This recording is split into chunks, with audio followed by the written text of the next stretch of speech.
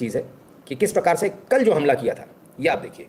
ऊपर कश्मीर तो छूट गया, जम्मू, पठानकोट, अमृतसर, कपूरथला, जालंधर, लुधियाना, चंडीगढ़, आदमपुर, बठिंडा, नाल, फलौदी, उत्तरलाई, कोई जगह नहीं छोड़ी साहब। एक साथ पूरे बॉर्डर पर हमला खोला था कल, एक साथ, ठीक है। और कई सारे ड्रोन्स इन्होंने, कई सारी मिसाइलें दागी, कई सारे ड्रोन्स जो है इन्होंने भारत के ऊपर एक साथ दागे थे। इनको ये भुज में भी इन्होंने जो है हमला किया था। इनको ये लग रहा था कि इससे जो है भारत को ये नुकसान पहुंचा पाएंगे, पर अफसोस भारत को नुकसान नहीं पहुंचा पाए। हमला किससे किया था? अरे साहब पूछिए मत, हैं PL-5E, अरे ये तो वही वाली है चाइनीज मिसाइल, PL-15E। ओ हो, अरे रे रे, ये क्या हो गया? ये तो पड़ी है टूटी फूटी, लाहौर पे बिल्ला कूदत, हवा में उड़ा दिया भैया। इसको बोलते हैं भारत का एयर डिफेंस, हवा में उड़ा मारा। चाइना ने दिया था इनको, ये कहकर दिया था 100 मिसाइलें दे रहा हूँ, इतने में तो तुम भारत को निपटा दोगे, खेल खत्म हो जाएगा भारत का। हाँ, हमारी मिसाइलें बहुत ज़बरदस्त है, तुम एक बार लेके तो देखो, खेल खत्म हो गया, टाटा बाय बाय हो गई भाई, उड़ गई धज्जियाँ इनकी। जब भारत को मालूम चला कि हमने इनको इंटरसेप्ट किया तो ये जो है सेना ने पूरे एरिया को कॉर्डन ऑफ कर दिया, ताकि कोई किसी प्रकार की जो सबूत हैं उसको अच्छी तरह से संजो कर रखा जा सके। एक और मिसाइल गिरी है साहब, बड़ी गजब मिसाइलें गिरी हैं। फिर क्या हुआ? अब ये वाली कौन सी मिसाइल है, आइए इसको भी देखें। ये अमृतसर में गिरी, वो खाली मिसाइलें दे दी क्या भाई साहब? ले भैया, ये मिसाइल है इनकी, मैं पहली केरिया था भाईजान, तुम इस पे गलत भरोसा कर दिए थे। चाइना का माल खाली हो सकता है, चाइना कुछ भी कर सकता है। पहले ही कहा था चाइना पे ज़्यादा भरोसा मत करो, समझ में नहीं आती पाकिस्तान को, चाइना पे सब चाइना हो गया कांड चाइना से। तो ये आज सुबह की तस्वीर है जो कल इन्होंने हमला किया था भारत के ऊपर। अभी हम आज वाले पे आए नहीं, आज वाले पे भी आएंगे। फिर क्या हुआ? तो बॉर्डर सिक्योरिटी फोर्स ने भी एक बंदे को उड़ा दिया 7 और 8 मई के दरमियान रात को फिरोजपुर सेक्टर में। ये देखा गया और इस पर शक हुआ, इसको चैलेंज किया गया, लेकिन इसने कोई जवाब नहीं दिया। तो BSF ने जो है सीधे गोली मार दी। भाई बॉर्डर पर रहने वाले लोग सब लोग एक चीज़ ध्यान रखना, सेना सुनने और समझने के मूड में नहीं, सीधे गोली मारेगी धाए से। फिर आप मत करना। हाँ, तो ईरान से मांगने गए थे वो, ईरान से ड्रोन दे दो। फिर क्या हुआ देखें जरा, सुने, कोई कुछ कह रहा है। Delegation to India and to co-chair along with you the 20th India-Iran Joint Commission meeting today. In recent years, our cooperation has progressed in many aspects. There are also situations that we need to address. Prime Minister Modi and President Pezeshkian have met in Kazan in October 2024 and given us guidance on how to develop our ties further. They've also had a phone conversation on 26 April. Excellency, this is the 75th anniversary of our diplomatic ties. It is a reminder of the closeness of our collaboration and the deep friendship between us. I'm sure that we will mark the anniversary appropriately. Excellency, you are visiting India at a time when we are responding to a particularly barbaric terrorist attack on 22nd April in the Indian Union Territory of Jammu and Kashmir. This attack compelled us to respond on 7th May by striking at cross-border terrorist infrastructure. Our response was targeted and measured. It is not our intention to escalate the situation.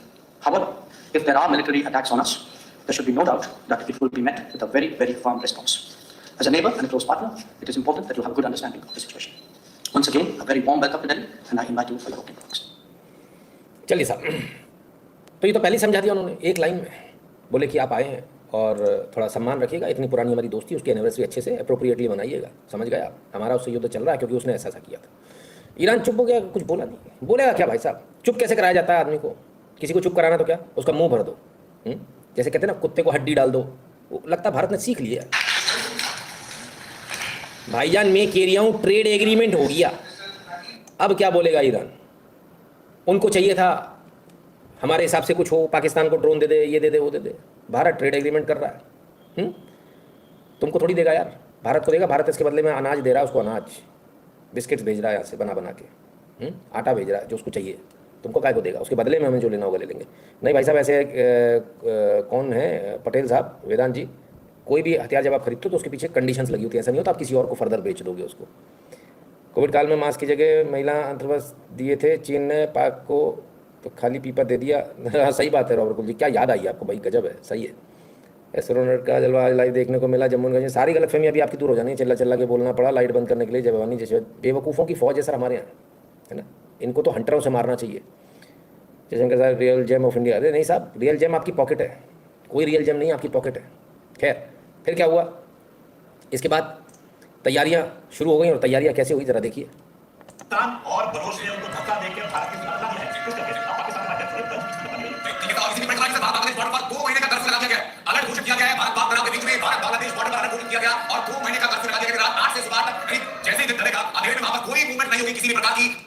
देखते ही गोली मार देने के आज आदेश दे दिए गए ministry of home affairs की तरफ से। बोले जो बॉर्डर पर जो बीएसएफ है वो एमएचए के अंडर आती है, उन्होंने कहा है कि कर्फ्यू रहेगा, पत्ता भी इधर से उधर नहीं होगा, और रात में यदि कोई भी दिखे तो उसको देखते ही गोली मार देनी है। बॉर्डर पर भारत बांग्लादेश, बांग्लादेश वाला सोच रहा था हम कुछ करेंगे, ऐसा करेंगे, हम ये करेंगे, वो करेंगे, गोली पड़ेगी सीने पे, खटाक तान के देंगे गोली, और वो गिरोगे तुम 6 फुट दूर हवा में उड़ के। राइफल की गोली ऐसी पड़ती है भाई, ऐसे थोड़ी होती टप्पल लग गई और खड़े रह जाओगे तुम, उचक के गिरता आदमी पीछे। ठीक, चलिए, तो जम्मू एंड कश्मीर और उसके आसपास वहाँ क्या चल रहा है, क्योंकि लड़ाई तो आपकी वहाँ से हो रही है ना भाई, आपने मारा, उसने पलट के वार किए, ठीक है, रात भर आपको धनाधन में साइलेंट होगी। तो जम्मू एंड कश्मीर में क्या हो रहा है, जम्मू एंड कश्मीर में भी तो कुछ ना कुछ होना चाहिए, देखें। यही प्रेशर कहीं ना कहीं सरकार को वहां पर महसूस हो रहा है कि बड़ी खबर इस वक्त हमारे पास आ गई जम्मू कश्मीर और भारत पाकिस्तान बॉर्डर राज्यों को भी मौजूदा परिस्थितियों के मद्देनजर सारे अर्धसैनिक बलों की अतिरिक्त कंपनियां वहां भेजने का फैसला लिया गया है। इसमें सीआरपीएफ, बीएसएफ, आईटीबीपी, एसएसबी की कंपनियां भी शामिल हैं। सभी अर्धसैनिक बलों की करीब 137 कंपनियां वहां भेजी जाएंगी। बॉर्डर वाले राज्यों में महत्वपूर्ण संस्थानों की सुरक्षा और बॉर्डर पर रह रहे लोगों की सुरक्षित जगह पहुंचाना उनकी प्रमुख ड्यूटी होगी। 137 अर्धसैनिक बलों की और कंपनियां, 137 कंपनीज बॉर्डर पर सिक्योरिटी के लिए। अंदर बाहर से कहीं कोई कुछ गड़बड़ नहीं कर पाया, करा ना तो तान के गोली देंगे, पता भी नहीं चलेगा कहाँ गया। नेताजी कह रहे हैं आज परशुराम द्वादशी है, आज के दिन शिवाजी ने भगवान परशुराम को परशु अस्त्र दिया था जिससे 21 बार अधर्मी खनन करना था। आज मेरा भी हिंदू तिथि वाला जन्मदिन है, अति शुभ दिन है। आज योद्धा की जय हो, भगवान परशुराम की जय हो। निभाओ जी कहते हैं बहुत बहुत शुभकामनाएं आपको जन्मदिन की। तो ये सब चल रहा है साहब। चलिए, अभी तो पार्टी शुरू हुई है, अभी तो 137 कंपनियां पहुंचाई हैं, वो तो अभी अपना काम शुरू भी नहीं किया उन्होंने। काम शुरू करेंगी तब क्या होगा, फिर क्या हुआ, चलिए फिर देखते हैं। This morning, the Indian Armed Forces targeted air defense radars and systems at number of locations in Pakistan. Indian response has been in the same domain with same intensity as Pakistan. It has been reliably learned that air defense system at Lahore has been neutralized. Pakistan has increased the intensity of its unprovoked firing across the line of control using mortars, heavy. तो साहब कहाँ इन्होंने पाकिस्तान ने हमला किया था? Kupwara, Baramulla, Uri, Poonch, Mendhar, Rajouri, Jammu and Kashmir. ओहो हो, कोई जगह नहीं छोड़ी भाई। ये तो सिर्फ जम्मू एंड कश्मीर के थे, इसके अलावा उनकी तो कोई लिमिट ही नहीं है। कहते एयर डिफेंस सिस्टम हमने उड़ा दिया। अच्छा, चलिए, फिलहाल भारत का जब हमला होने की नौबत आई तब क्या स्थिति हुई जरा देखें। लोग कह रहे थे बड़ी दहशत हो गई पाकिस्तान में। देखें, कल तक लड़ने की बात कर रहे थे भाई साहब। सिचुएशन हो गई है कि थोड़ा सा पैनिक मच गया and I am still actually Niranjan लोगों को जो है ना निकाला जा रहा है और बंकर निकाल रहे हैं। We going inside the bunker which has been Iqbal भाई जल्दी अंदर चले जाओ, अल्लाह मियाँ को प्यारे हो जाओगे बाहर रहोगे तो। जैसी भारत की तरफ से सुबह स्ट्राइक हुई, ये स्ट्राइक कल रात की स्ट्राइक का बदला थी। कल रात को जब हम लोग बात करें तब इन्होंने स्ट्राइक करनी शुरू करी थी, ठीक है, उसका बदला थी। ठीक, तो एक से एक योद्धा है सर जो आजकल बंकर में घूम रहे हैं, पर वो योद्धा कभी तो बड़ी बड़ी बातें करते थे, उसमें से लाल टोपी। लेकिन पाकिस्तानी कौम इस किस्म की वॉरफेयर की आदी नहीं है, तो लोगों में बहुत ज्यादा अफवाहें फैलाई जा रही है, खौफ फैलाया जा रहा है, शक डाला जा रहा है कि ये ड्रोन किस तरह पाकिस्तान के अंदर आकर हमारे शहरों के ऊपर हिट कर रहे हैं, इनको रोका क्यों नहीं जा रहा। तो इस बात को अच्छी तरह समझ लें, ये बहुत छोटे ड्रोन होते हैं, ये रडार्स में नहीं आते, पूरी दुनिया में इस्तेमाल हो रहे हैं। रूस जैसा मुल्क भी, यूक्रेन भी तमाम तरह एयर डिफेंस के बावजूद इनको नहीं रोक सकता। मैं हैरान हूँ, ये आदमी कहता कि मैं पहले मिलिट्री में था, इसमें था, उसमें था, बेवकूफ़ आदमी। और ऐसी एक और मैडम आज भारतीय उस पर बैठ के बोल रही, बोले छोटे ड्रोन से इनको पकड़ में नहीं आते हैं। दिमाग में आप ठीक है खराब है। एक और इतनी, उसके बाद उन्होंने एक और बात बोल दी, बोले इसकी स्पीड बहुत स्लो है, ऐसा लगता है बर्ड फ्लाई करके आ रही है।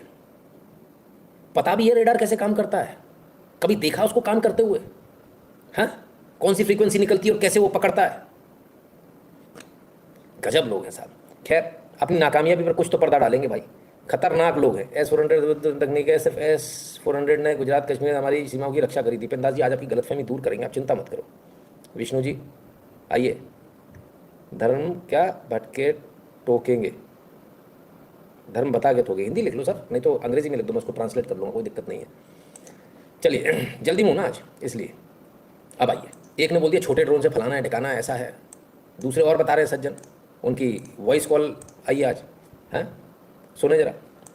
अच्छा, लोग पूछ रहे हैं और सबके जहन में ख्याल आ रहा है कि एक दिन पीढ़ी तक कैसे पहुंचे, पीढ़ी तक कैसे पहुंचे, हम एंगेज नहीं करें। एंगेज किया था, हमने रात को 3:30 लॉ के ऊपर एंगेज किया था। उसके एंगेजमेंट के फौरन बाद जो हमारा वेपन सिस्टम था वो उसका जो वार्निंग रिसीवर हो गया था, विच मीन्स कि वो डिटेक्ट हो गया था, जिसको हमने शिफ्ट करना पड़ा। ये जो ड्रोन्स आ रहे हैं इन पे ESM सूट माउंटेड है। इनका पर्पस है कि ये हमारे ग्राउंड बेस्ड डिफेंस की रेडिएशंस को डिटेक्ट करें और डेटा लिंक के पीछे ये हमारी लोकेशंस को ट्रांसमिट कर देते हैं। ये जो उनके कमांड सेंटर को भी वहाँ से उनको हमने लॉक किया है, जिसकी वजह से हमारे ग्राउंड बेस्ड एयर डिफेंस के जो सिस्टम है, लो मेड्स हैं, हाई मेड्स हैं, उनकी लोकेशन डिस्क्लोज हो जाएगी।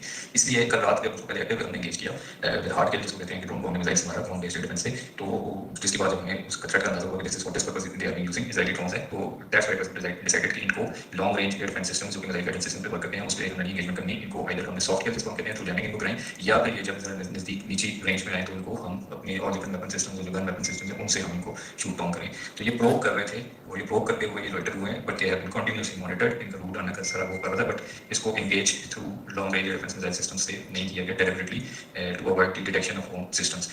हैंसफोर्थ जब से वो अपनी रेंज से उन्होंने ऑल्टीट्यूड को उन्होंने कम किया टू मजीद robust as said in the language के। क्यों नहीं पकड़ पा रहे साहब? तो ये बता रहे थे इसलिए नहीं पकड़ पा रहे क्योंकि ये इजरायली ड्रोन है, और इजरायली ड्रोन में ऐसा होता है कि वो तो उनका पर्पस ही है, इसलिए फेंक रहे हैं, वो सारे ड्रोन इसलिए फेंक रहे हैं। तो जैसे आप उसको लॉक करोगे इजरायली ड्रोन को, तो वो आपकी पोजीशन को लॉक कर लेगा, उसको पता चल जाएगा मुझे किसी ने लॉक किया मेरे टारगेट को, तो वो उसको पकड़ लेगा, उस इन्फॉर्मेशन को दे देगा ऊपर, और वो उस इन्फॉर्मेशन से दोबारा आपको मार देंगे। सही है, बड़ी अच्छी बात है, लेकिन बात कुछ हद तक सही है, पूरी नहीं है ना। बहरहाल तो फिर क्या हुआ? Drone drone drone drone drone, पूरी दुनिया ड्रोन चिल्ला रही है,